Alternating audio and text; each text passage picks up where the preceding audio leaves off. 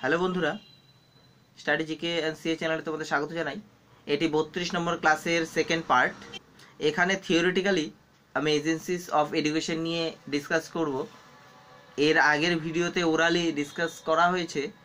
এছাড়াও এখানে রয়েছে কিছু এমসিকিউ প্রশ্ন যেগুলি ভীষণভাবে গুরুত্বপূর্ণ। তাহলে দেখে নিচ্ছে এজেন্সিগুলো। প্রথমে formal agency. Formal agencies of education আর those which have a predetermined location, time, aim, plan, curriculum, যেমন school, religious institution, museum, library, art gallery. এবারে ইনফর্মাল এজেন্সিস অফ এডুকেশন আর those in which education is imparted informally and unconsciously, যেমন family, peer groups, community, society, state প্রভৃতি। এবারে non formal এজেন্সিগুলো রয়েছে sports club, dramatic club, social welfare centre, adult education centre, youth welfare organisation, distance education. এগুলো হচ্ছে সব non formal agencies. এবারে দেখব কমার্শিয়াল এজেন্সিস। কমার্শিয়াল এজেন্সিগুলো হলো radio, TV, cinema, theatre, news paper, press. এগুলো হচ্ছে কমার্শিয়াল এজেন্সিস অফ এডুকেশন। এবারে কিছু এমসিকিউ প্রশ্ন দেখে নেব। 1 নম্বরে রয়েছে হু among the following set the Kolkata Madrasa in 1781 AD। 1781 খ্রিস্টাব্দে কলকাতা মাদ্রাসা প্রতিষ্ঠা করেন কে? সঠিক উত্তর ওয়ারেন হেস্টিংস। 2 নম্বর প্রশ্ন which of the college in India was set up by Lord Wellesley for the training of the civil servants of the company? সঠিক উত্তর fort William college. Fort William college তৈরি হয়েছিল British আমলে বিভিন্ন civil সার্ভেন্টদের ট্রেনিংয়ের জন্য। 3 নম্বর প্রশ্ন which of the following plan or scheme of modern education associated with Zakir Hussain committee? বন্ধুরা, আমরা জাকির হোসেন কমিটি সম্পর্কে আগেই ভিডিওতে আমরা দেখেছি।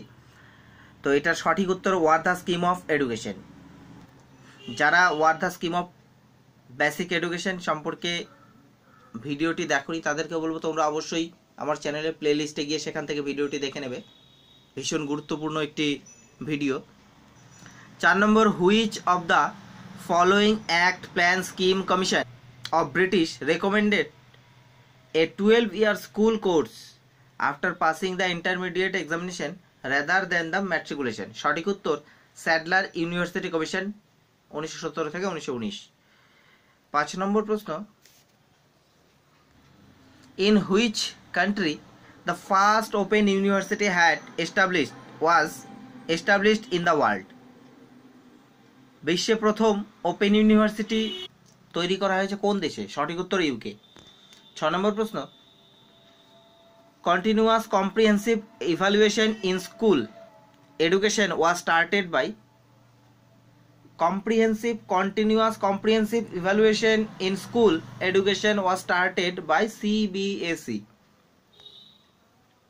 CBSE দ্বারা শুরু হয়েছিল Continuous Comprehensive Evaluation। 7 নম্বর প্রশ্ন International Institute of Educational Planning is at?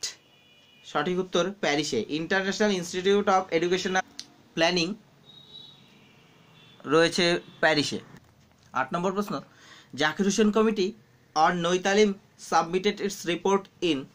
সঠিক উত্তর 1937-এ জাকির হোসেন কমিটি প্রথম রিপোর্ট সাবমিট করেছিল এবং 1938-এ দ্বিতীয় রিপোর্ট সাবমিট করেছিল।